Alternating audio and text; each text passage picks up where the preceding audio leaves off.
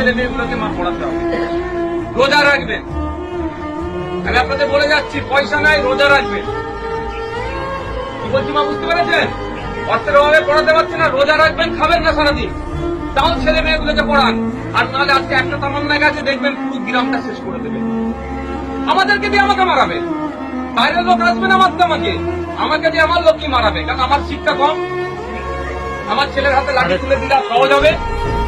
আমার দাদুরা দেখুন, আপনাদের গ্রামে দেখুন, খারাপ লাগবে, দাদুরা দেখুন কারো নেতা হয়ে লাঠিয়ালগিরি করেছে, এখন বাপেরা লাঠিয়ালগিরি করছে, তারপরে ছেলেগুলোকে আবার দেখুন এরকম বোম বাঁধার বাহিনী বানাবে, তার ছেলেকে বানাবে। আর নেতার ছেলে উনি নেতা ছিলেন, এমএলএ, তার মেয়ে এমএলএ হয়ে গেল, তার ছেলে মেয়ে দেখেন আবার ভিতরে মেলে হবে। না, আপনার ছেলেগুলো কোথায়? জেলে যাবে, না হলে রাতে অন্ধকারে মশার কামড়ে খেয়ে কবরস্থানে লুকোতে যাবে, পুলিশ তারা খাটাবে। এর বাইরে কিছু আর হবে না। তাই অনুরোধ মায়েদের বলছি, রোজা রাখবেন, একবেলা খাবেন না, ছেলে মেয়েগুলোকে পড়ান, তাহলেই সমাজ পরিবর্তন হবে, তাহলেই মাথা তুলে বাঁচতে পারবে, নাহলে কুকুর বিড়ালের মতো জীবনযাপন হবে। এর বাইরে শিক্ষা হবে, কুকুর বিড়ালের মতো জীবনযাপন হবে।